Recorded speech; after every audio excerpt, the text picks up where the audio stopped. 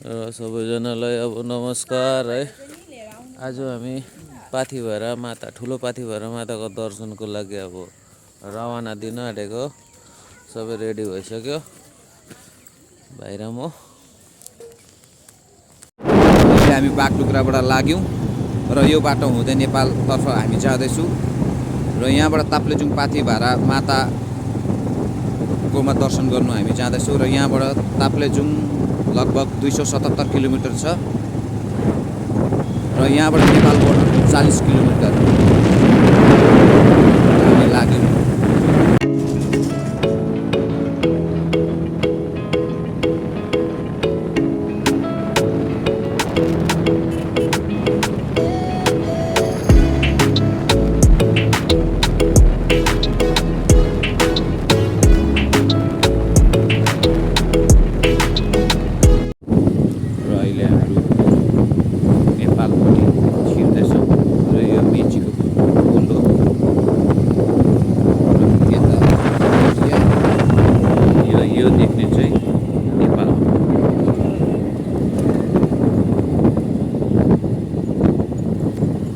अहिले चाहिँ हामी यहाँनिर काकडभित्रको इमिग्रेसनमा छौँ।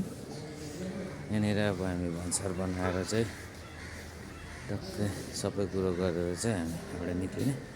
म भाइले भन्सार बनाउँदैछ आनन्दले भित्र, म चाहिँ बाहिर यहाँनिर हामीले 5 दिनको भन्सार बनाएको छु। कति लाग्दो रहेछ अहिले त तपाईँहरूलाई भन्छु नि। भाइले यहाँनिर भन्सार काट्दैछ। अहिले हामी टक्कै नेपालको इमिग्रेसन बनाउँदैछौँ र अहिले हामीले भन्सार काटिसकेका छौँ र यहाँनिर त हामीले 5 दिनको भन्सार काट्दाखेरि यहाँ नेपाली 750 रुपियाँ लिँदो रहेछ र 1 दिनको 150 गरेर लियो र अहिले हामीले 5 दिनको भन्सार काटेका छौँ। यो हुन्छ हाम्रो बाइकर्स दाजु अझैको वास र अहिले हामी नेपालमा अब तपाईँहरूलाई दामी दामी दृश्यहरू देखाउँदै जान्छु हामी होइन। तपाईँहरू पनि नेक्स्ट टाइम आउनुहोस्। हामीलाई दुईवटा रुट थियो हाम्रोमा, एउटा मिरिकबाट एउटा यो काकडभित्रबाट। मिरिकबाट चाहिँ अलिकति छेउमा थियो तर त्यहाँको बाटो चाहिँ अब हिल्सको भएर अलिकति टाइम बेसी लाग्दो रहेछ। यताबाट चाहिँ अलिकति किलोमिटर बेसी तर टाइम कम्ती लाग्दो रहेछ। गाइस बाटोको अपडेट दिनेछ होइन। बाटो त अब कस्तो छ तपाईँहरूलाई देखाउँदै जान्छु नि हामी। धन्यवाद। अहिले हाम्रो चारली आइपुग्यो र यहाँ तपाईँको यो छातातिर तपाईँको पाउ पाथी भाडा र हामी यो तर्फ राख्नेछौँ ठुलो पाथी भाडापट्टि।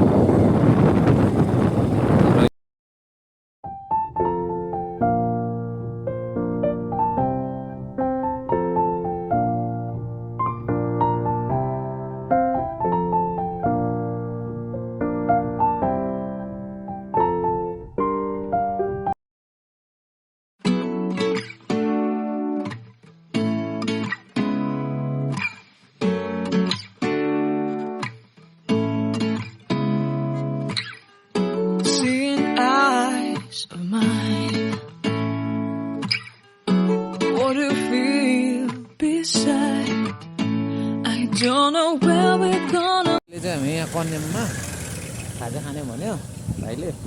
बिहान अब 6 बजी हिँडेको, केही खाजासाजा नखाइकन अन्त यहाँ खाजा खान आएको छु यो रेस्टुरेन्टमा, दसैँ तिहार रेस्टुरेन्टमा राजपुरको। यहाँनिर सबै पाउनुहुन्छ, लिक्विडदेखिको लिएर खाजाहरू। हामीले चाहिँ अहिले एक एकवटा भेज वाइ भनेको छु। बसिरहेको छ भाइ भोकले, आउँदैछ अब दबाई। भाइले सर्बत खाने अरे हो। कति अरे भाइ यो भोटकाको दाम? 750 है यो भोटकाको दाम नेपालमा, एक क्वार्टर भोटकाको।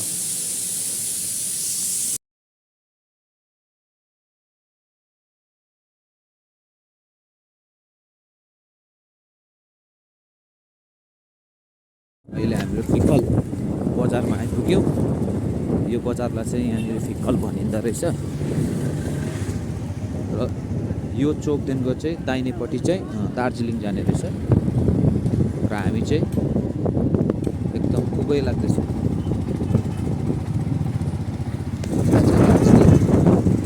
यता चाहिँ ताप्लेजुङ।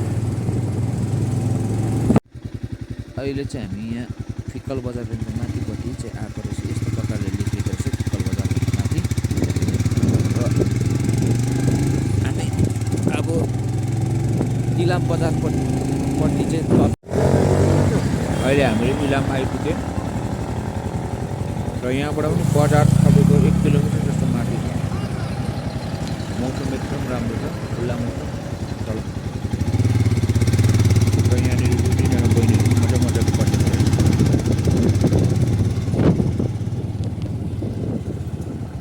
गाइज हामी चाहिँ उयो डल्लै पहाडहरू क्रस गरेर आएको हो होइन। डल्लै पहाड क्रस गरेर आएको हो। यो बाटोबाट आएको हो। अब झन् यता उकालो जाने हो होइन। यहाँको भ्यूहरू चाहिँ यो यताको जस्तो पहाडहरू चाहिँ हाम्रो उता छैन। वन्डरफुल पहाडहरू रहेछ नि हौ, वन्डरफुल। उहाँ हेर्नु नि पहाडहरू, यस्तो ब्युटी पहाडहरू। सबैजना आउनु सक्छ, कोही टेन्सन छैन, कोही हेरेन्जमेन्ट छैन, केही छैन। भन्सार काटा तेल हाल आऊ भाइ, घुम्दै फिर्दै मजाले आउनुपर्छ यहाँनिर। मैले साथीहरूलाई चाहिँ पुरै मिस गर्दैछु, साथीभाइहरूलाई चाहिँ स्पेसली जोडी समीर उनीहरू पनि आएको भए चाहिँ अझै मजा आउँथ्यो होइन। ग्यालु भाइ, मेरो ग्यालु भाइलाई पनि मिस गर्दैछु। नेक्स्ट टाइम अब केटा हो सबैजना आउनुपर्छ ल। गाइस यहाँ चाहिँ भ्यू पोइन्ट रहेछ। यो भ्यू पोइन्टमा बसेर चाहिँ दुई भाइ दाजुभाइ एकछिन अब यहाँनिर भ्युइङ गर्दै हो सानो कार्यक्रमहरू गर्ने भनेको। यस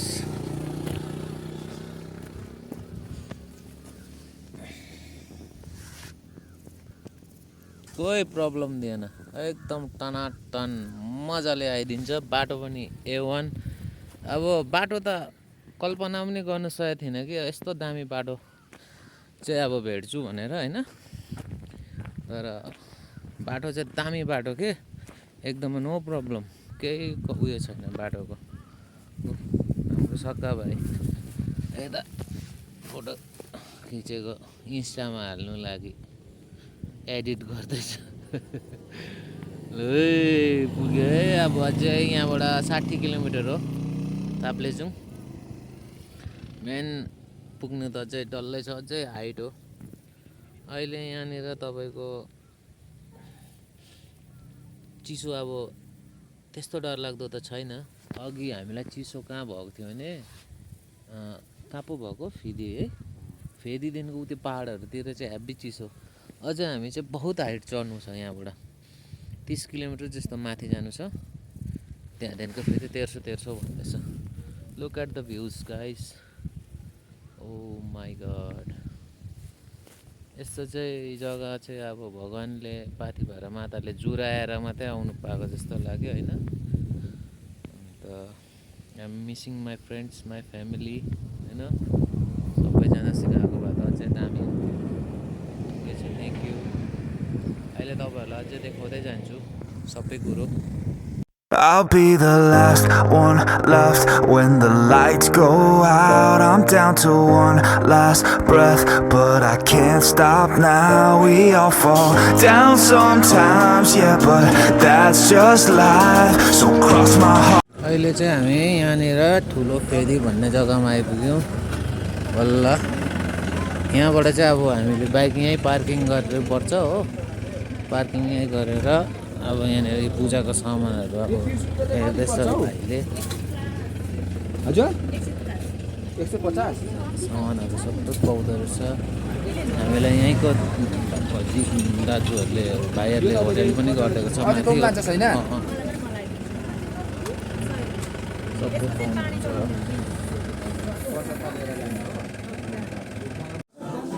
यो बाटो गएको यो ठुलो फेदी। यहाँनिर चाहिँ बास बस्ने हो हामी। यहाँदेखिको चाहिँ भोलि बिहान फेरि उकालो लाग्नुपर्छ। यहाँ चाहिँ हाम्रो रुम छ। यहाँनिर रुम हामीले तपाईँलाई देखाउँदैछु। यहाँको रुम भट्टराई होटेलमा बसेको छु। रुम चाहिँ यस्तो रहेछ।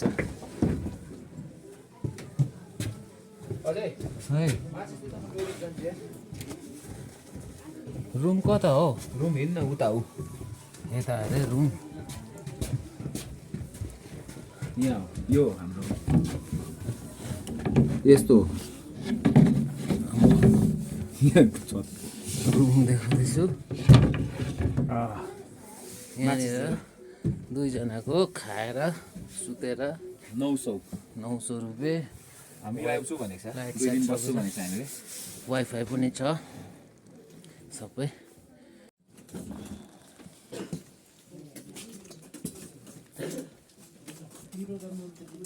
र अहिले चाहिँ हामी यहाँ टक्कै बिहान अब हामी कति बजी हिँडेको होला? अब तपाईँको अब 6 बजी हिँडेको थिएँ मर्निङमा सिलगढीबाट। आरामसे आयो बस्दै खाजाहरू खाँदै होइन, वेट गर्दै भिडियोहरू हेर्दै आएको, आरामले आएको थिएँ। यहाँ आइपुग्दाखेरि तपाईँको टक्कै 7:30 भएको थियो। ह्याप्पी अप हुनुपर्छ। अहिले हामी 2.5 किलोमिटर हिँडेर आएको बाइक राखेर। यहाँनिर बास बसेर अब भोलि फेरि यहाँबाट 2.5 किलोमिटर माथि अब छ। यो हाम्रो अब यो आजको भिडियोको फर्स्ट पार्ट अब तपाईँहरूलाई म छोड्दैछु। अब भोलिको यहाँबाट पाथी भएर अर्को पनि तपाईँहरूलाई म भिडियो देखाउने कोसिस गर्छु र मौसम राम्रो भने राम्रो भ्यूहरू पनि देखाउने कोसिस गर्छु होइन। पुरै टोटल 13.5 घन्टाको सफर थियो सिलगढीबाट। कोही एरेन्जमेन्ट छैन त्यस्तो, कहीँ पुलिसले पनि रोकेन होइन, आएकै नो डिस्टर्ब। मेरो बाइक राइड ह्याप्पी मजा आइदिन्छ बाइकमा आउँदा। अन्त तपाईँको ताप्लेजुङ क्रस भएर तपाईँको यता के पो त्यो